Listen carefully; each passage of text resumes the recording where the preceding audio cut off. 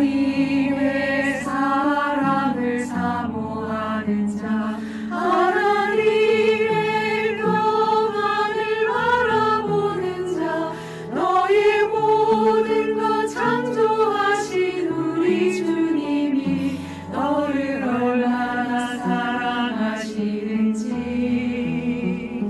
하나님께 찬양과 경배하는 자, 하나님의 선하심을 닮아가는 자, 너의 모든 것 창조하신 우리 주님이 너를 자녀 삼으셨네. 하나님 사랑의 눈으로 너를 어느 때나 바라보시고, 하나님인 자 함께로서 언제나 너에게 기울이시니, 어두움에 밝은 빛을 비춰주시고 너의 작은 신음에도 응답하시니, 너를 어느 곳에 있든지 주를 향하고 주만 바라볼지라. 하나님 사랑의 눈으로 너를 어느 때나 바라보시고, 하나님인 자 함께로서 언제나 너에게 기울이시니, 어두움에 밝은 빛을 비춰주시고 너의 작은 신음에도 응답하시니, 너를 어느 곳에 있든지 주를 향하고 주만 바라볼지라. 주만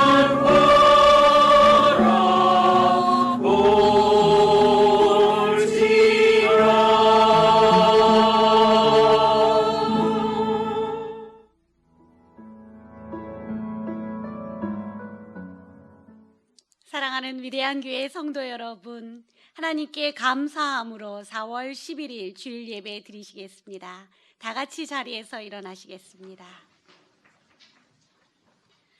하나님은 영이시니 예배하는 자가 영과 진리로 예배할지니라. 아멘.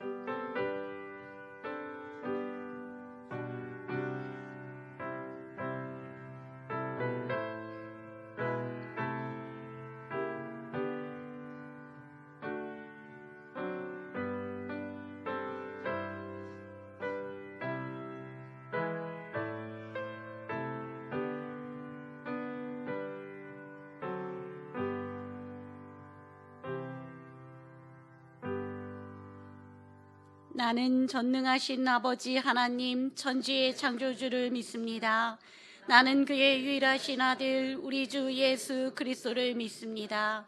그는 성령으로 잉태되어 동정녀 마리아에게서 나시고 본디오 빌라도에게 고난을 받아 십자가에 못 박혀 죽으시고 장사된 지 사흘 만에 죽은 자 가운데서 다시 살아나셨으며 하늘에 오르시어 전능하신 아버지 하나님 우편에 앉아 계시다가 거기로부터 살아있는 자와 죽은 자를 심판하러 오십니다. 나는 성령을 믿으며 거룩한 공교회와 성도의 교제와 죄를 용서받는 것과 몸의 부활과 영생을 믿습니다. 아멘.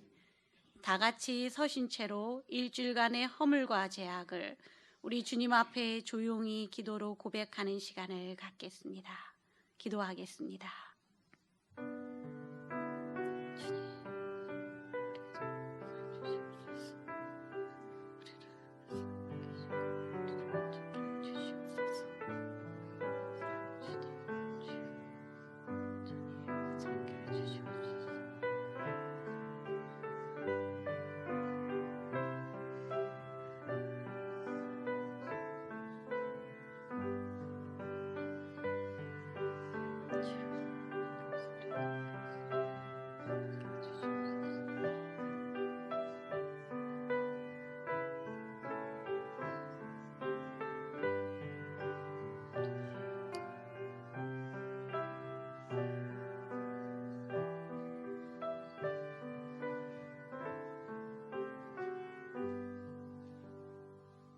만일 우리가 죄를 자백하면 그는 미쁘시고 의로우사 우리 죄를 사하시며 우리를 모든 불의에서 깨끗하게 하실 것이요 그러므로 이제 그리스도 예수 안에 있는 자에게는 결코 정죄함이 없나니 이는 그리스도 예수 안에 있는 생명의 성령의 법이 죄와 사망의 법에서 너를 해방하였음이라. 아멘. 교동문 8번 시편 14편입니다. 어리석은 자는 그의 마음에 이르기를 하나님이 없다 하는도다. 그들은 부패하고 그 행실이 가증하니 선을 행하는 자가 없도다. 여호와께서 하늘에서 인생을 굽어 살피사 지각이 있어 하나님을 찾는 자가 있는가 보려 하신즉 다 치우쳐 함께 더러운 자가 되고 선을 행하는 자가 없으니 하나도 없도다. 죄악을 행하는 자는 다 무지하냐 그들이 떡 먹듯이 내 백성을 먹으면서 여호와를 부르지 아니하는도다.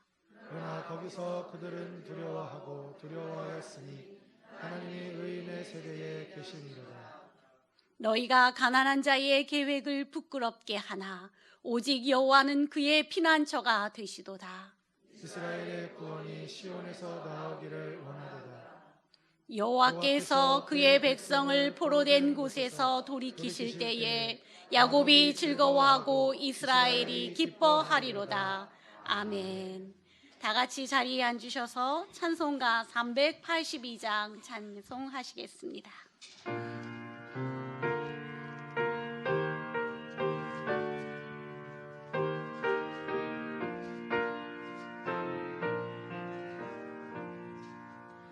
너 근심 걱정 말아라 주 너를 지키리 주 날개 밑에 걸어 주 너를 지키리 주 너를 지키리 아무 때나 어디서나 주 너를 지키리 늘 지켜주시리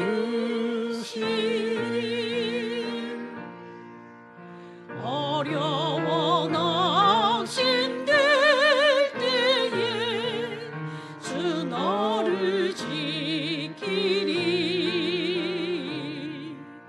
위험한 일 당할 때 주 너를 지키리 주 너를 지키리 아무 때나 어디서나 주 너를 지키리 늘 지켜주시리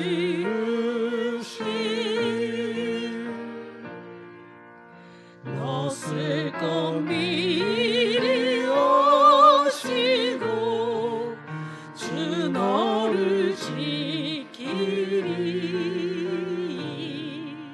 구하는 것을 주시며 주 너를 지키리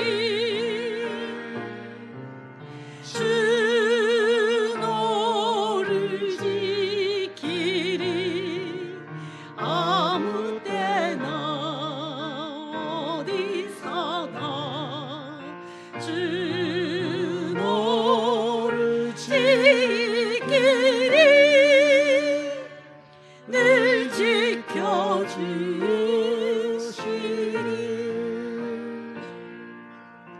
어려운 시험 당해도 주 너를 지키리 구주의 품에 걸어 주 너를 지키리 주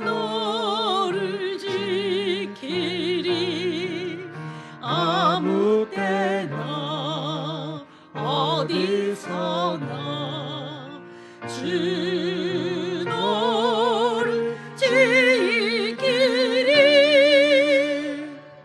늘 지켜주시리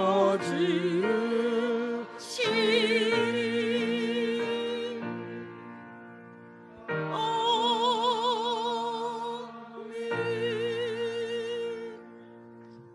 옆에 계신 분과 반갑게 인사 나누겠습니다. 사랑합니다. 축복합니다.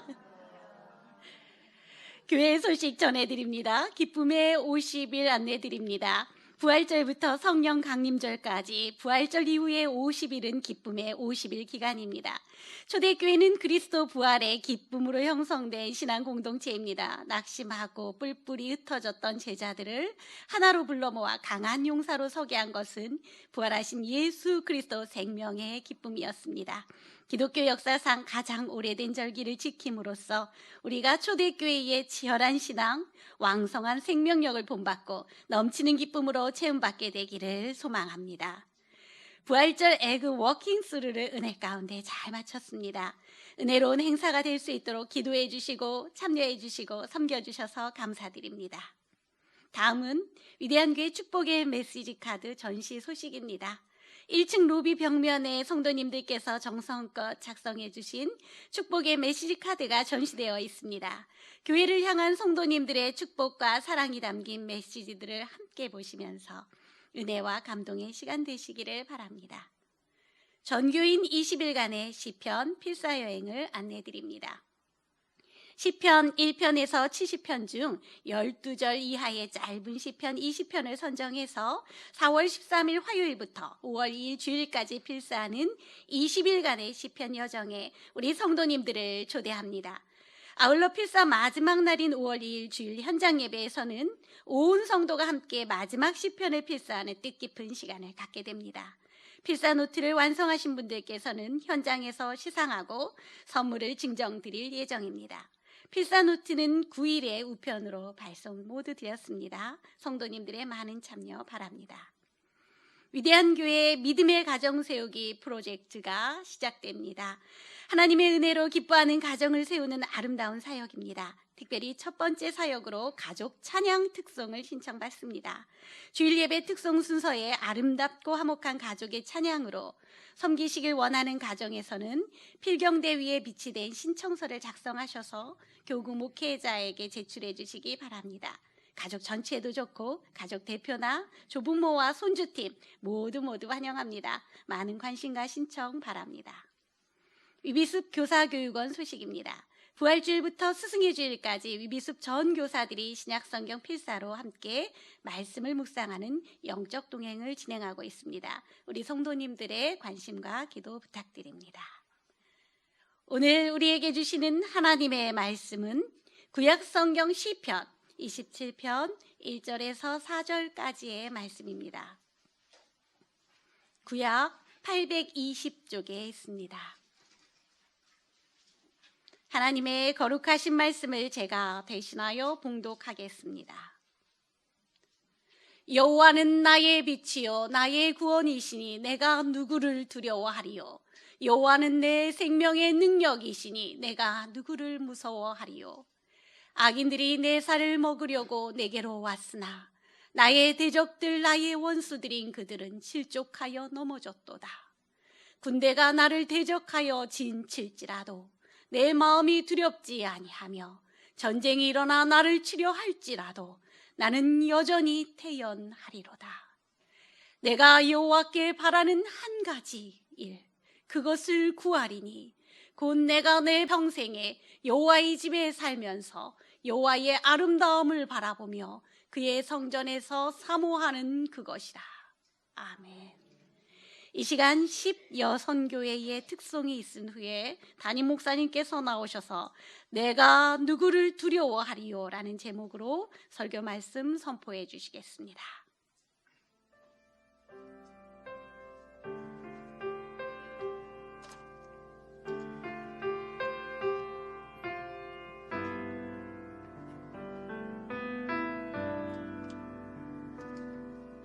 여호와님 나에게 복을 주시기를 원하며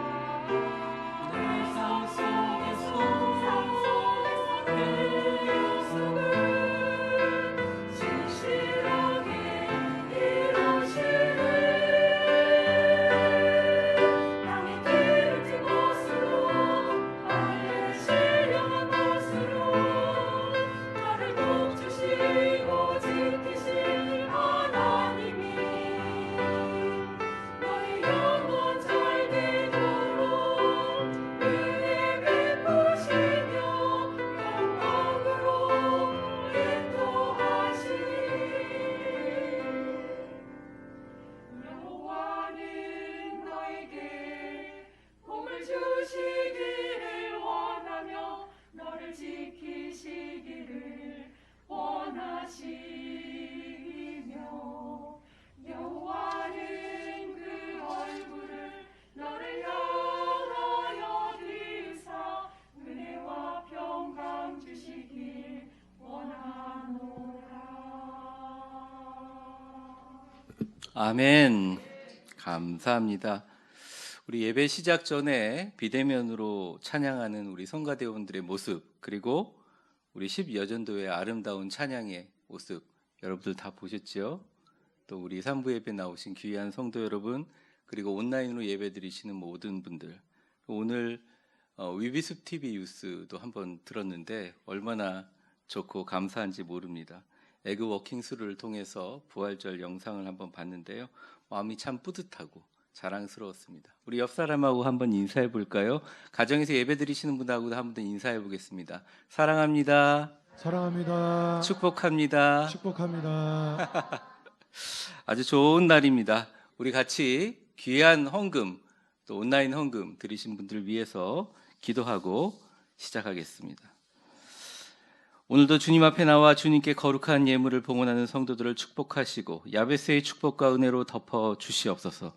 특히 우리의 삶이 더 감사와 겸손을 닮은 축복의 그릇이 되게 하여 주셔서 하나님이 주시는 건강과 가정과 자녀와 물질의 축복이 넘치게 하시고 아름다운 마음으로 교회를 존중하고 사랑하는 자에게 경제적인 만복을 부으시고 온 가족이 완전한 경제적 자유를 누리게 하여 주시옵소서.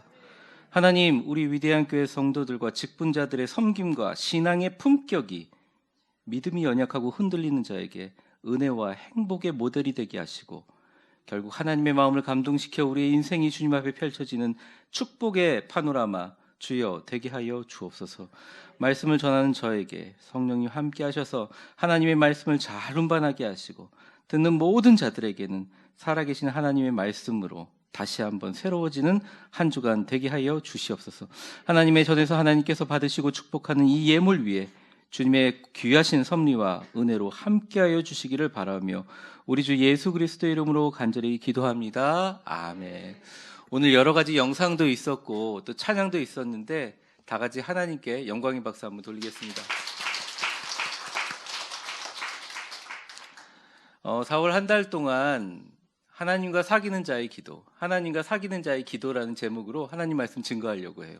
그러니까 하나님과 사귀는 자의 기도라는 것은 단적으로 얘기하면 시편 4개의 기도를 잘라서 지금 옆쪽으로 보시면 4월 4일, 오늘 4월 11일, 4월 18일, 4월 25일 네 부분으로 하나님과 사귀는 자, 즉 다윗, 하나님과 교통하는 사람이 어떻게 기도하는지 4월 한 달 동안 우리 목회 주제로 살펴보려고 합니다. 그러니까 주제가 기도입니다. 그런데 기도는 그냥 기도가 아니라 하나님과 동행하고 사귀는 자의 기도라는 것이죠.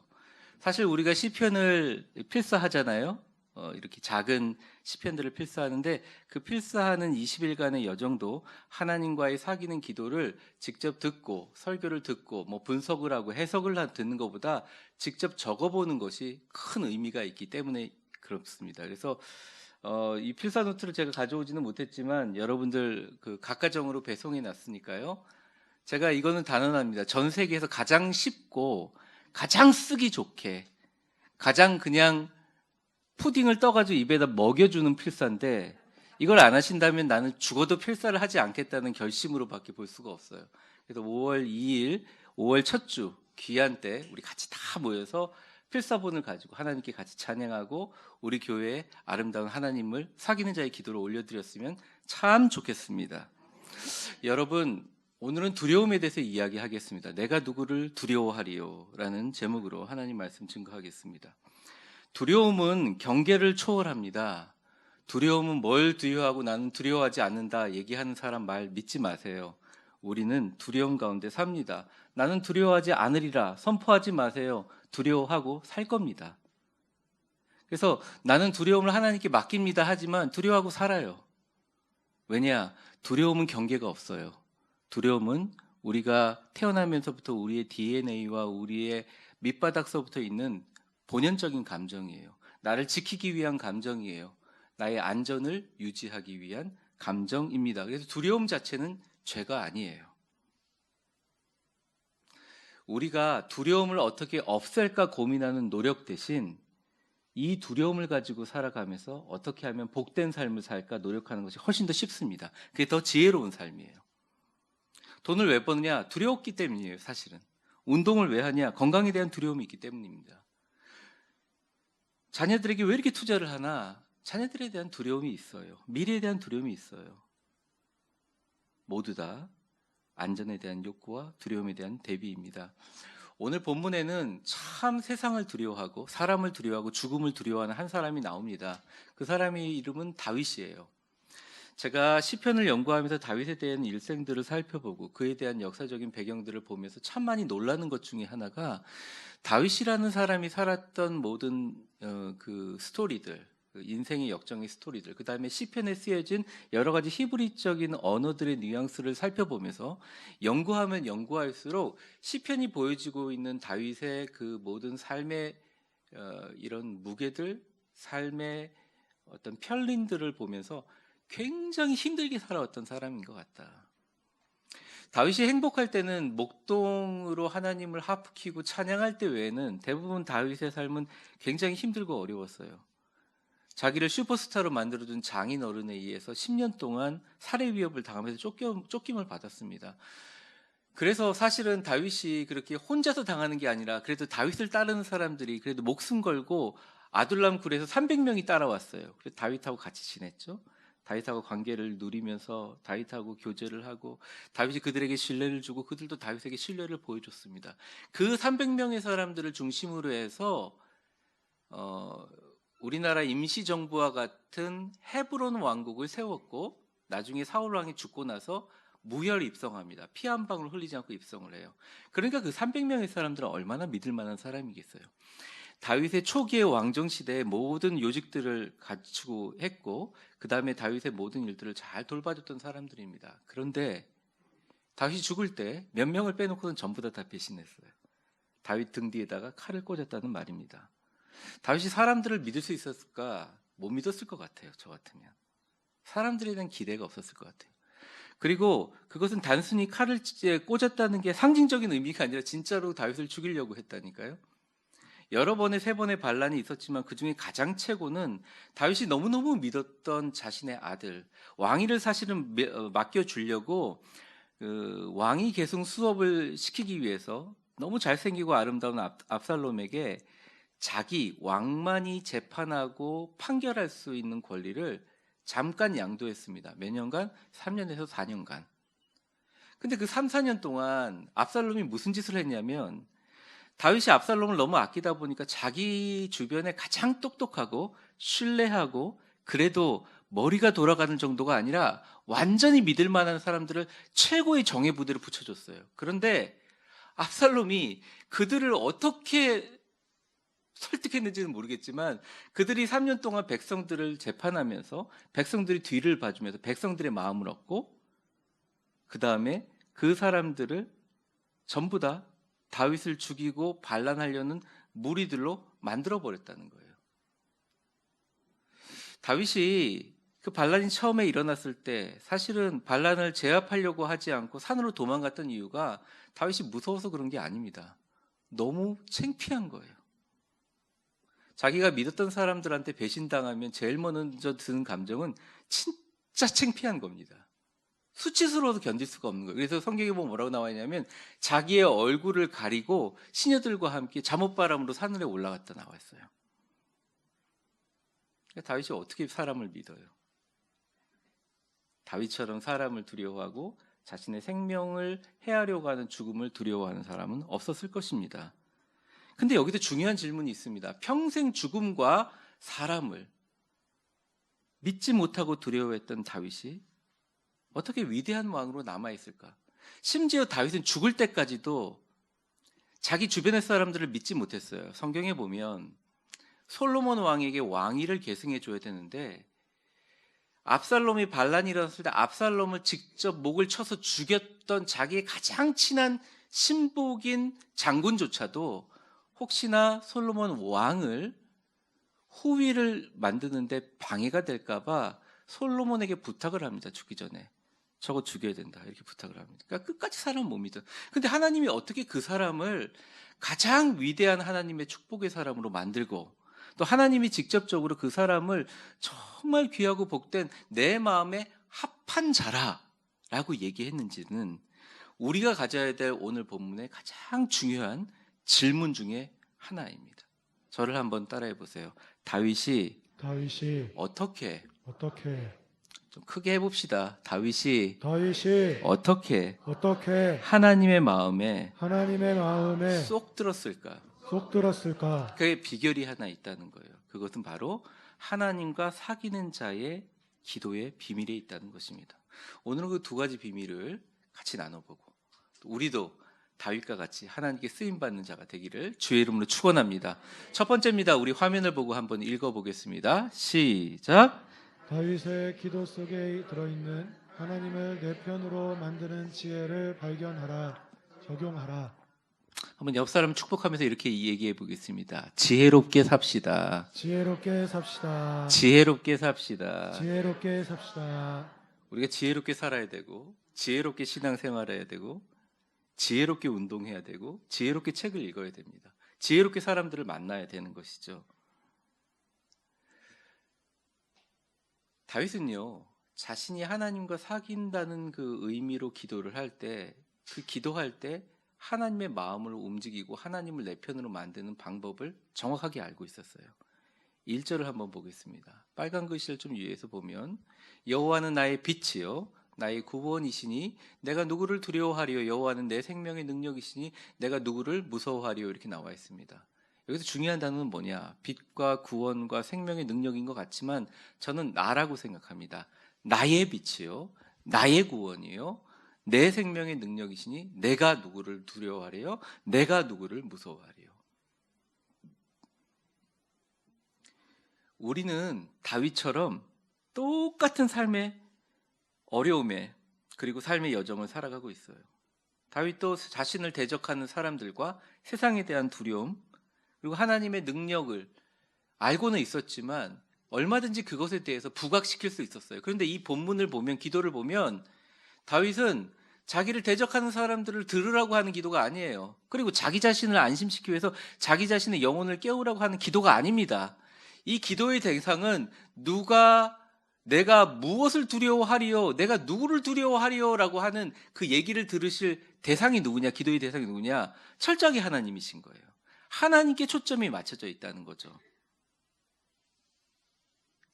다윗은 아주 독특한 능력이 있었는데 그게 뭐냐면 나에게 어려움이 있을 때 그 어려움이 사람들과 대적들과의 대결이 아니라 하나님의 능력을 높이고 잘 내세우면서 하나님의 마음을 자극하고 우쭐하게 만들면서 하나님으로 하여금 내 편이 되게 만드는 기도의 기술과 지혜가 있었다는 거예요. 이런 겁니다. 애가 아파요. 애를 위해서 기도합니다. 하나님 애가 아픈데 어떡하죠? 어떡하죠? 엉엉엉엉 하고 기도가 끝나는 게 아니에요. 하나님 우리 가정에 경제적으로 어려워요. 어떡하죠? 어떡하죠? 엉엉엉엉 하고 끝나는 게 아니에요. 다윗의 기도는 하나님 애가 아프죠. 애가 아픈 거 압니다. 그런데 애가 아무리 아프더라도 하나님이 나의 생명의 빛, 나의 구원의 빛, 내 생명의 능력이신데 내가 왜 걱정하겠습니까? 하나님. 아주 고차원적으로 하나님의 마음을 끌어들이는 하나님을 내 편으로 만드는 그런 기도라는 거예요. 우리는 여기서 배워야 한다는 것입니다. 실제로 기도를 들어주실 분은 하나님이시기 때문에 기도를 내가 잘하는 게 중요한 게 아니에요. 기도의 내용을 잘 전달하는 게 중요한 게 아니에요. 기도가 하나님의 마음을 움직일 수 있게 만드는 포인트를 만드는 게 중요하다는 거예요. 그건 뭐냐? 하나님을 높이는 것입니다. 하나님을 축혀 올리는 것입니다. 하나님을 우쭐하게 만들어주는 거예요. 다윗은 이걸 되게 잘했어요. 지금 이 시편을 쓸 때 어려움입니다. 고통이 있죠. 내가 누구를 무서워하리요라고 하는 말은 무섭다는 것을 전제하로 하는 말입니다. 그러니까 다윗이 전혀 두려움이 없다는 말이 아니에요. 그런데 두려움이 없는 것처럼 그렇게 얘기하는 이유는 은근히 그 기도를 듣는 하나님의 마음을 올려주는 거예요. 그래서 기도를 많이 한다. 기도를 경건하게 한다. 기도를 멋들어지게 한다. 뭐 다 중요합니다. 기도를 안 하는 것보다 더 안 하는 것보다 낫죠. 그런데 기도를 정말 하나님의 마음으로 움직이게 한다라는 기도는 딱 한 가지라는 거예요. 하나님이 좋아하실 만한 포인트를 잘 건드려주는 기도. 다윗은 그걸 했다는 거예요.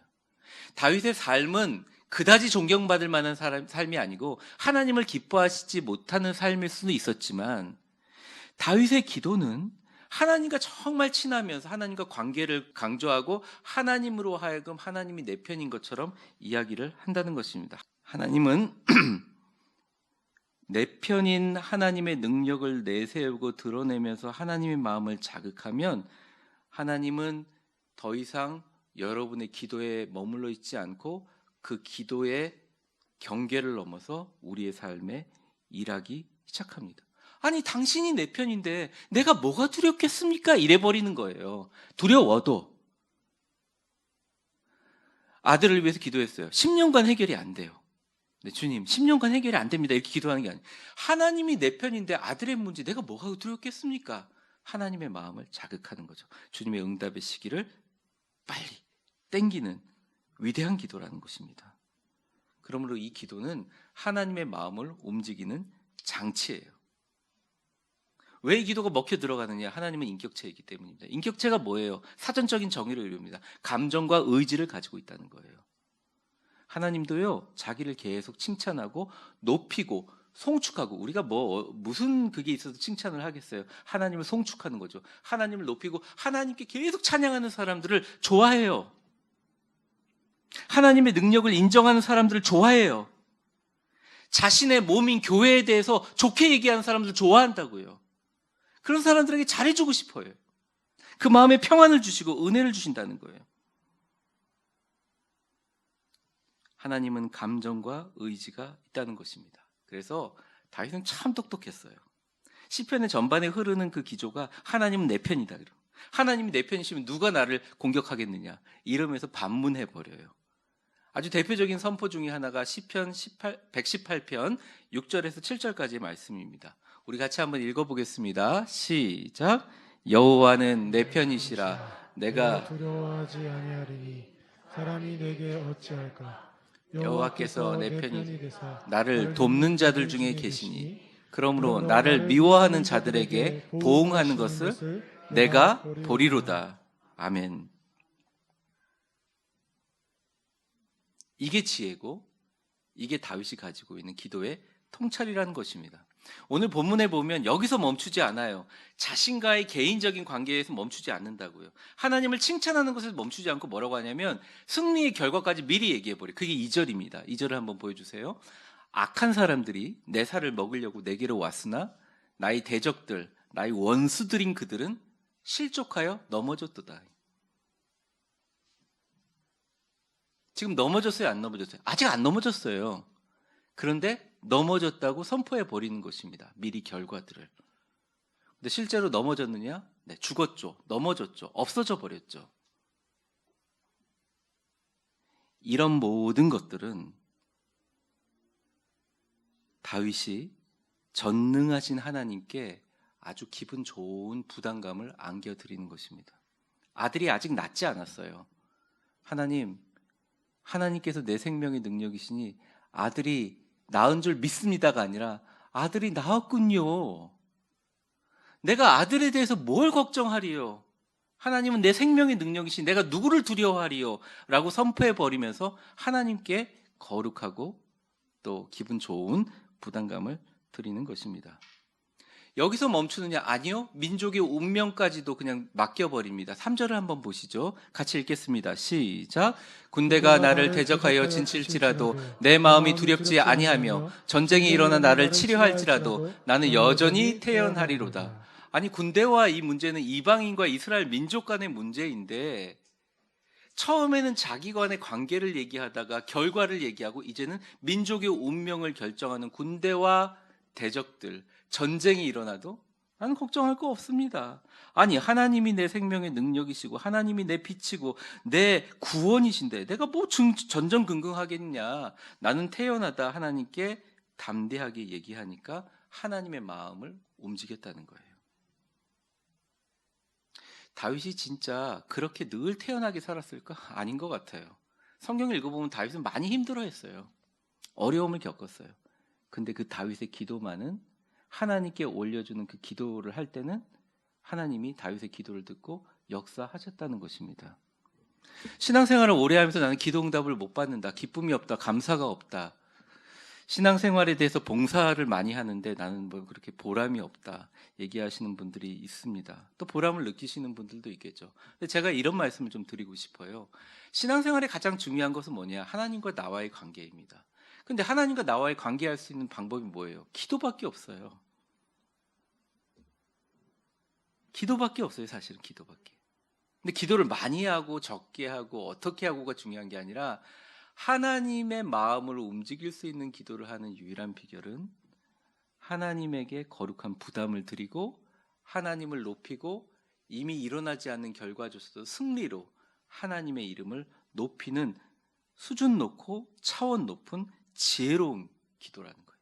그게 바로 하나님을 내 편으로 만드는 지혜라는 것입니다. 근데 어떤 분은 이렇게 얘기할 수 있죠. 아니, 목사님 얘기는 내가 논리적이지 않다고 생각한다. 왜냐? 아니, 내가 무슨 마음을 가지고 또 다윗이 무슨 마음을 가졌든 간에 그 마음의 의도에 따라 하나님이 휘둘리는 게 말이 되냐? 전지전능하신 하나님은 다 계획이 있을 텐데, 아니, 다윗 한 사람에게 휘둘리는 것도 말이 안 돼. 그건 우연히 일어난 사건일 뿐이다. 목사님, 이건 논리적이지 않습니다. 이렇게 얘기하시는 분들이 있습니다. 실제로 예수를 믿지 않는 불신자들도 그런 얘기를 많이 합니다. 아니, 세상에 있는 사람도 기도를 다 들어주면 세상이 망해버리지 않느냐, 뭐 그런 얘기를 합니다. 여러분, 얘기를 하나를 해드릴게요. 제 초등학교 때 일입니다.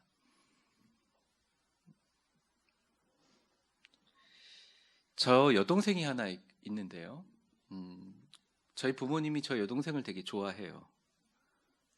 좋아했어요. 저도 좋아했죠. 여동생을 더 아꼈던 것 같아요. 네, 같다고 얘기하겠습니다. 부모님 보실지도 모르니까. 예를 들어 이런 거예요. 이제 제 여동생이 꽃병을 깼어요. 집에 돌아보니까 꽃병이 깨져 있잖아요. 그 이제 부모님 화를 낼 차렸잖아요. 근데 저희 여동생 아주 똑똑해요. 먼저 울어버립니다. 웁니다. 막 서럽게 웁니다. 그럼 놀라가지고 왜 우니? 왜 우니? 막 이래요. 그럼 저도 뛰어가가지고 왜 울어? 이러고 있으면 아버지가 그래요. 애를 왜 관리를 못 해가지고 꽃병을 깨게 만드냐고 저한테 야단을 칩니다. 한두 번이 아니에요. 저희 여동생이 참 머리가 좋고 지혜롭고 지금도 아직 굉장히 지혜롭습니다. 그때도 그랬던 것 같아요. 그게 하나 두 개씩 쌓이더라고요. 억울하고 속상하더라고요. 근데 저는 좀 저희 그 아버님 집안은 유교적인 교육도 좀 많이 받고 또 기독교적인 전통이 있어서 그 당시는 부모님께 가서 제 속마음을 얘기하는 게 되게 어려웠어요. 그래가지고 고민하다가 어느 날 밤에 이제 어머니 아버님 안방에 누워 있는데 가가지고 제가 똑똑똑 두드리고 가서 어머니 아버지한테 이런 얘기를 했습니다. 아버지, 제가 친한 친구가 하나 있는데 걔가 여동생이 있대요.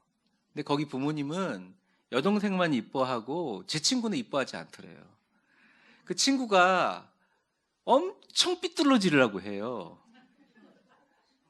그런데 그 친구가 삐뚤어지지 않게 아마 그 아빠가 용돈을 주면 덜 삐뚤어질 것 같아요. 이렇게 얘기를 했어요. 저 나름대로 되게 설득적으로 돌려서 얘기한 거죠. 그때 아버님이 웃으면서 이렇게 앉아있다가 저를 이렇게 쓱 아래 위로 보더니 이런 얘기를 하시는 거예요. 웃으면서. 그래, 그 친구가 잘 됐으면 좋겠네. 이렇게 얘기하셨어요. 저는 의기양양하게 나왔죠.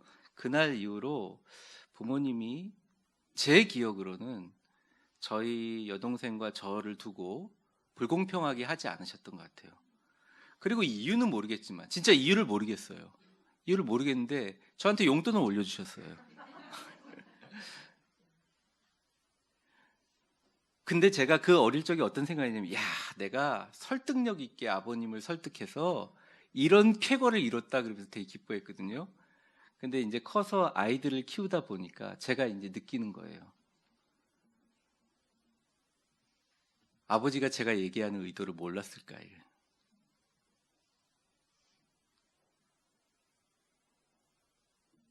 뭘 원하고자 하는 걸 몰랐을까? 다 알고 계셨던 다. 그냥 속아준 척한 거죠. 그렇죠? 근데 그 아버지가 왜 우리 남매를 공평하게 대해주시고 그 용돈을 올려주셨냐? 아니, 힘이 있으니까. 그거 할 수 있는 힘이 있으니까.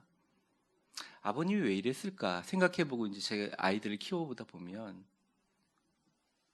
아버님이 그 얘기를 할 때 그 얘기에 감동이 되거나 납득이 되거나 설득이 돼서 일을 한 게 아니라, 그렇게 솔직하게 자기의 마음을 가지고 아버님 앞에 토해놓은 그 순수함과 솔직함이 마음에 들어서 자기가 그걸 실현해 줄 능력과 힘이 있기 때문에 그냥 하신 것뿐이라는 거죠. 하나님과의 관계도 마찬가지입니다. 여러분의 기도를 설득하려고 하지 마세요. 납득시키려고 하지 마세요. 만약 하나님이 이렇게 대답하시면 어떡할 거예요? 네 아들이 아픈 건 하나님의 뜻이다. 네가 가난한 건 하나님의 뜻이다. 그럼 어떡하시려고요? 하나님은요, 여러분이 가지고 있는 기도의 내용과 기도를 어떻게 잘 설득적으로 그것을 주장하는지를 중요한 게 아니라, 하나님은 정말 자신을 기뻐하는 마음으로 자신에게 온몸으로 모든 것을 쏟아놓고 솔직하게 나온 그 아름다운 모습을 받아들이셔요. 왜 그러냐? 하나님은 우리의 아버지이시기 때문입니다. 그게 자녀가 갖고 있는 특권이에요. 그 자녀의 특권과 그 생각들을 잘 활용하는 것이 바로 능력의 기도라는 것입니다. 여러분의 의도가 하나님을 기쁘시게 하기 위해서 하나님을 높이고 하나님을 찬양하고, 여러분의 의도가 정말 복받고 싶어서 솔직하게 하나님께 그냥 솔직하게 기도, 하나님 저 복받고 싶어요. 그냥 교회 다니면서 잘 되고 싶어요. 좋은 사람 만나고 싶어요. 그냥 솔직하게 하나님께 내려놓고 그 마음이 진짜 순수하고 그 갖고 있는 마음이 부모님의 마음으로 움직인다면, 온 우주의 모든 힘을 갖고 계신 하나님께서 여러분에게 응답하실 줄 믿습니다가 아니라 응답하신다고요. 그게 기도의 비결이라는 것입니다. 너무 어렵게 생각하지 말라는 거죠. 두 번째입니다. 두 번째는 이제 마지막인데 이거예요. 한번 같이 읽어보겠습니다. 시작. 다윗의 기도 속에 들어있는 하나님의 성전 사랑에 대한 진심을 주목하라. 네. 4절 말씀입니다. 4절에 정말 다윗이 성전을 사랑하는 마음이 다 녹여져 있는데요. 제가 한번 읽어보겠습니다. 내가 여호와께 바라는 한 가지 일, 그것을 구하리니 곧 내가 내 평생에 여호와의 집에 살면서 여호와의 아름다움을 바라보며 그의 성전에서 사모하는 그것이라. 그냥 쉽게 얘기하면 이런 거예요. 나는 주님 다른 소원 없고 딱 한 가지 소원밖에 없어요. 이 위대한 교회에 평생 다니면서 여기와 같이 거주하고 여기서 하나님의 즐거움을 노래하고 하나님의 아름다움을 바라보고 그렇게 있는 그것이 나의 유일한 소원입니다. 다윗은요, 이 말에 대해서 진실하다는 것을 하나님이 정확하게 알았어요. 여러분, 교회를 사랑한다고 이야기하지만 그 말 속에 들어있는 하나님의 진실은 하나님만이 아세요. 아주 정확하게 알고 계시는 하나님께서. 나를 사랑하느냐, 내 명예를 사랑하느냐, 교회를 사랑하느냐, 하나님 모르실 것 같으세요? 다 알아요. 그러면 사실 우리는 걱정할 거 없다는 것입니다. 우리 가정도 걱정할 것 없고 교회도 걱정할 거 없고 여러분의 미래도 사실 걱정할 것이 없어요. 하나님은 나의 생명의 능력이 되신, 내가 누구를 두려워하고 누구를 무서워하리요? 내가 가지고 있는 목적과 마음이 영원토록 하나님과 머물기 위한, 하나님과 사귀는 자의 기도이고, 이 교회를 사랑하는 마음, 이 교회를 존중하는 마음, 주님의 몸 대신 이 성전을 사랑하고 붙들고 보듬는 마음만 분명하면 하나님께서 그 사람을 다윗처럼 귀하게 여기시고 축복하시고 은혜를 주신다는 거예요. 이것은 여러분들이 가지고 있는 생각과 상관이 없고 여러분들이 보여주고 있는 모든 모습을 통해서 하나님께 평가가 된다는 것입니다. 하나님 정확하게 평가하시거든요. 이런 분들이 있을 수 있습니다. 아유, 내가 사람들하고 하는 얘기와 내 마음속의 생각은 모르실 거야. 뭐 사람들은 모를 수 있죠. 하나님 다 아세요. 교회에 대한 생각 다 아시죠. 예를 들어 하나님의 몸이라고 하는 이 교회의 모든 것들, 또 사람들도 지체들도 다 하나님의 지체이고, 수많은 하나님의 피와 찢기심과 고난의 흔적들이 남아있는 이 교회를 부둥켜 안고 진짜 사랑하는 마음으로 사랑하고 부둥켜 안고 그것을 위해서 기도하는 사람, 하나님 왜 복을 안 주시겠습니까? 아주 단순한 논리라니까요. 그런데 반대로 하나님의 이 교회를 사람의 모임이라고 생각해서 함부로 얘기하고 함부로 단정하고,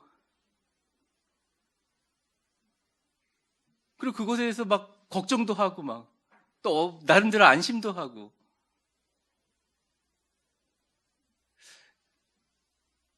정말 부탁드립니다. 하나님이 여러분에게 복을 주실 수 있는 통로는 하늘에 내리는 비처럼 다양하고 엄청난 축복이 있어요.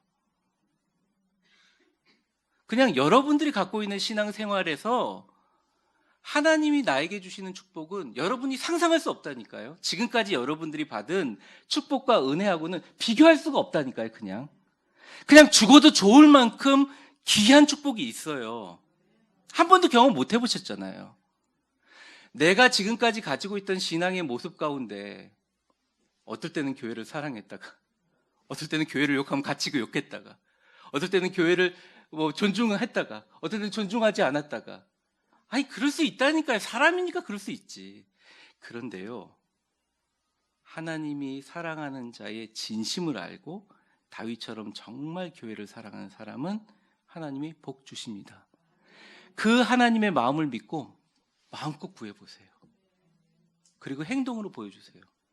특별히 아무도 듣고 있지 않다고 생각할 수 있지만 하나님의 교회에 대해서 말할 때는 얼마나 그게 무서운 건지, 그리고 얼마나 하나님이 예민하게 그것에 초점을 맞추고 있는지 생각을 하시라는 거죠. 그것만 잘 지켜도 하나님이 주시는 놀라운 축복과 은혜의 사람이 될 수 있습니다. 하나님의 성전을 맹목적으로 다윗처럼 사랑하십시오. 그가 법궤가 돌아왔을 때 춤추고 너무 좋아가지고 아랫도리가 벗겨지는 만큼 춤을 춰서 사람들이 다 비난했어요. 어디 채통 없이 왕이 저러냐고. 근데 비난하는 사람들 다 문둥병에 걸렸습니다. 근데 하나님은 다윗의 그 많은 실수를 가운데서도 하나님의 성전을 정말 사랑하는 그 포인트 하나 때문에 그 사람을 끝까지 붙들고 사랑했다는 것이죠. 우리는 결국 하나님 앞에 다 드러나게 될 것입니다. 심판대 앞에 다 드러나게 될 것입니다. 하나님이 심판대 앞에 나와서 내가 정말 교회를 사랑했는지, 교회를 아름답게 섬겼는지 주님 앞에 드러날 때가 분명히 오리라고 봅니다. 사랑하는 성도 여러분, 두려우세요? 두려움을 해결하려고 하지 마세요. 그냥 이 두려움은 하나님의 능력을 더 믿게 되는 계기로 삼으시고, 두려울 때 하나님을 더 내 편으로 만들려고 하나님께 찬양과 영광을 돌리세요. 무서우세요? 이 무서움을 해결하려고 하지 마세요. 무서울 때 더 이 무서움을 하나님의 성전을 사랑하는 마음으로 만들어서 하나님의 눈도장을 확 찍으세요. 그래서 천대까지 복을 받으시라는 말입니다. 다윗은 평생 두려움 가운데 살았지만, 우리도 평생 두려움 가운데 살 수밖에 없지만, 이 두려움을 하나님의 능력과 지혜로 바꾸고, 이 두려움 가운데 하나님의 성전을 사랑함으로 하나님께 높게 들려진 위대한 사람이 된 것처럼, 여러분도 다윗을 성경의 인물로만 받아들이지 마시고 오늘 이 순간 하나님과 사귀는 자의 기도를 여러분도 집에 가서 하실 수 있고 20일간 같이 필사하면서 주님과 기도에 동참하는 여러분들 되시기를 주의 이름으로 축원합니다. 기도하겠습니다. 이 시간 우리 같이 합심하여 기도하겠습니다. 하나님을 높입니다. 하나님을 인정합니다. 하나님 당신만이 나의 삶의 주체입니다. 하나님은 능력이 있습니다. 그러니 내가 누구를 두려워하겠습니까? 하나님 빼고는 아무도 두려워하지 않겠습니다. 내가 누구를 두려워하겠습니까? 하나님 빼고는 아무도 두려워하지 않겠습니다. 전쟁이, 군대가 나를 둘러싸도 아니 두려워하지 않겠습니다. 나 죽이려고 왔던 사람들 다 죽었네요. 하나님이 역사하셨네요. 하나님의 능력을 더 부각시켜 하나님을 높이는 연습을 하는 우리가 되게 하여 주시옵소서.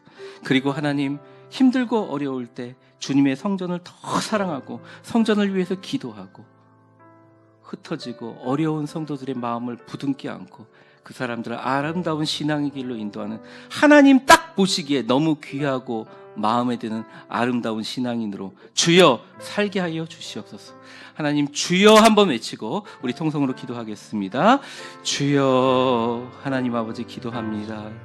우리 위대한 교회 모든 성도들 한 분 한 분을 주님께서 붙들어 주시고 인도하여 주시옵소서. 주님께서 함께하여 주셔서 우리의 삶이 더 겸손과 감사를 담은 축복의 그릇이 되게 하여 주시고, 하나님 우리를 둘러싼 모든 두려움과 어려움 가운데 주님은 나의 빛이요 나의 구원이시요 내가 누구를 두려워하겠습니까? 여호와는 나의 생명의 능력이시니 내가 누구를 무서워하겠습니까? 주님, 악인들이 내 살을 먹으려고 왔으나 내 대적들과 내 원수들은 다 실족하여 죽었습니다. 군대가 나를 대적하여 진칠지라도 내 마음이 두렵지 않습니다. 전쟁이 일어나 나를 치리하리라 나는 온전히 마음이 태어나겠습니다. 하나님, 내 자녀가 아파도, 내 자녀의 미래가 걱정돼도, 내 하나님 물질의 문제가 있어도, 여러 가지가 있어도 주님 이제는 나의 기도를 바꾸겠습니다. 하나님을 높이는 기도를 하겠습니다. 나의 문제를 향하여 기도를 하는 것이 아니라 나를 도우시려 서 있는 아버지 하나님을 움직이는 기도를 하겠습니다. 주여 역사하여 주시고 인도하여 주시고 평생에 내가 하나님의 집에 살면서 주님과 함께 동행하겠습니다. 이 땅의 모든 교회들을 사랑하겠습니다.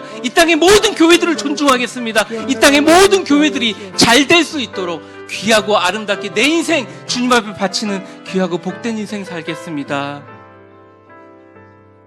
하나님, 우리 성도들의 주님과 사귀는 이 기도를 받으시고 만복으로 갚아주시며 우리의 삶 가운데 주님의 교회만을, 오직 나를 위해 피 흘려 죽으신 예수님만을, 그리고 나의 두려움보다 훨씬 더 크신 전능하신 내 생명의 능력 되신 주님만을 붙들고 승리하게 하여 주옵소서. 하나님, 우리 가정에 대해서 걱정하지 않겠습니다. 나의 미래에 대해서 걱정하지 않겠습니다. 하나님이 세우신 교회 전혀 걱정하지 않겠습니다. 하나님, 우리 모든 성도들이 마음을 모아 이렇게 기도할 때 하늘로부터 위대한 축복과 은혜가 넘치게 하여 주시고, 우리 위대한 교회에 하나님 좋은 사람들과 축복의 사람들을 많이 주셔서, 사회에 영향력 있는 귀하고 복된 사람들을 많이 주셔서 가는 곳마다 우리 위대한 교회를 칭찬하고 위대한 교회에 계신 하나님을 높이는 좋은 사람들이 이 가운데 넘쳐나게 하여 주시고, 우리가 그러한 하나님과 사귐을 기도하는 그런 다윗과 같은 위대한 사람 주여 되게 하여 주옵소서. 예수님의 이름으로 기도합니다. 아멘. 감사합니다. 오늘 매주 한 권의 책을 제가 소개하는 시간이 있는데요. 여러분들 설교를 듣고 나가면 나 이제 걱정하지 말아야지, 나 두려워하지 말아야지, 그리고 나가시잖아요. 나가시고 이제 주중에 요즘에는 참 많이 저한테 연락이 와요. 담임 목사 사용법을 가르쳐 드리니까 너무 감사해요. 제가 진짜 기도할 일이 많아서 너무 좋습니다. 근데 나가시면서 까먹어 버려요. 그리고 걱정하는 것은 늘 연습이 아니라 사실은 이것은 소위 말하는 오래된 습관입니다. 그래서 이것들을 걱정하는 것이 반복됩니다. 신체적이고 심리적인 반응인데요. 근데 이 책은 이난 우르르프라는 이제 작가가 썼는데, 우아하게 걱정하는 연습이라는 제목처럼 아주 쉽고도 간단하게 내가 걱정이 있을 때 실질적인 해결 방법을 주어서 일종의 밀접 걱정 생활 백서 같은 책입니다. 단순하고 아주 쉽습니다. 자기가 경험한 사례들을 솔직하게 이야기해 놔서요, 이 설교를 들으시고 하나님께 기도하면서 걱정하지 말고 하나님 마음을 움직이면서 동시에 또 이 책에 나와 있는 내용들을 참고하면서 나에게 나오는 쓸데없는 걱정으로 시간을 허비하는 것들을 좀 절약하고 합리적인 결정을 하면서 주님 모시고 승리하는 여러분들 다 되시기를 바랍니다. 이 책에 대한 서평은 저기 필경대 위에 간지로 놨으니까 여러분들 가시면서 가져가시면 될 것 같습니다. 다 같이 자리에 일어나시겠습니다. 우리 옆 사람에게 한번 축복해 보겠습니다. 하나님께서 당신과 함께 계시니 당신은 축복의 사람입니다. 하나님께서 위대한 교회와 함께 계시니 위대한 교회의 사람들은 축복의 사람들입니다. 너무 즐겁고 행복하지 않아요? 가슴에 한번 손대 보겠습니다. 너 하나님의 사람아, 너 하나님의 사람아, 주 안에서 주 안에서 강하고 담대하라. 강하고 담대하라. 강하고 담대하라. 강하고 담대하라. 아멘. 오늘 말씀 생각하시면서 찬양하신 후에 축도함으로 예배 마치겠습니다.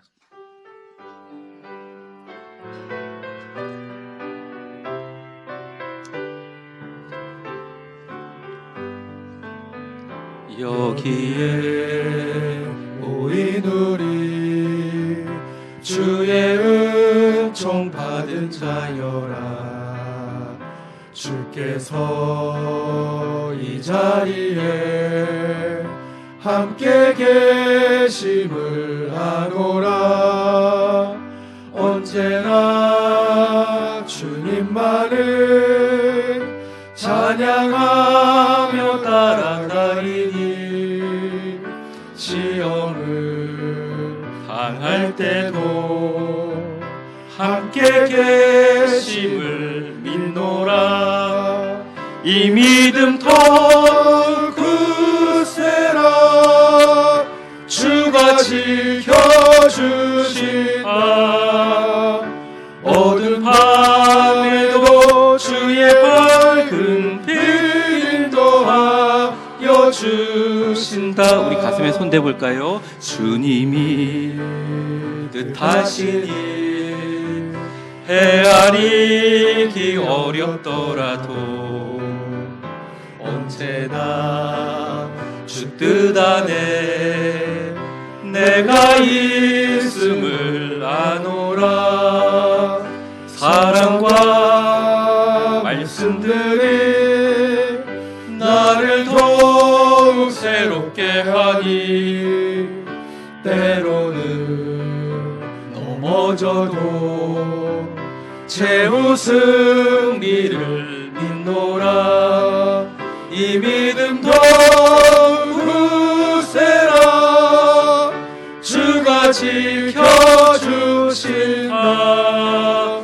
어두운 밤에도 주의 밝은 빛 인도하여 주신다. 우리 두 손을 들어보겠습니다. 여기에 모인 우리 사랑받는 주의 자녀라. 주께서 뜻하신 바 우릴 통해 펼치신다. 아멘. 고통과 슬픔 중에 더욱 주님 의지하오니 어려움 이겨내고 주님 더욱 찬양하라. 이 믿음 더욱 굳세라. 주가 지켜주신다. 어두운 밤에도 주의 밝은 빛 인도하여 주신다.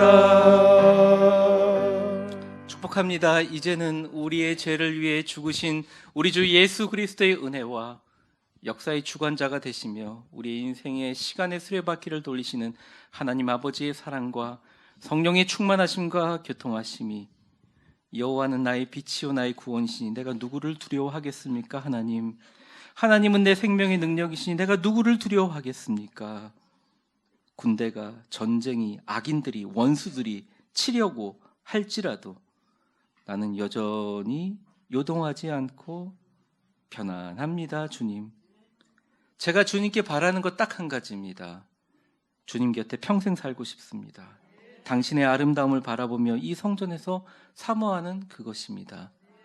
다윗이 기도했던 하나님과 사귐이 있는 자의 기도처럼, 하나님, 세상 사람들은 교회를 비꼬고 욕하고 교회의 이름을 모욕하지만 하나님, 저는 주님의 피로 값주신 이 몸 되신 교회를 사랑하고 가장 아름답고 귀한 마음으로 주님만을 높이며 이 몸된 성전에 영원히 거하고 싶습니다. 그리고 이 땅에 흩어진 수많은 교회들이 다 복받고 다 잘되고 다 하나님 은혜에서 큰 부흥하여 위대하고 복된 교회 주님 이루게 하여 주옵소서. 주님을 기쁘시게 만들며 나의 싸움이 아닌 이제 주님의 싸움이고 나의 영광이 아닌 이제 주님의 영광을 위하여 주여 이제는 주님과 손잡고 그 생명의 길 걸어가겠습니다. 다짐하는 축복의 3부 예배 나오신 모든 분들 머리 위에 그리고 온라인으로 이 영상을 시청하고 계시는 우리 오고 싶어도 오지 못하는 사랑하는 성도들 머리 위에 이제와 영원히 함께 계실 것을 간절히 축원하옵나이다. 아멘.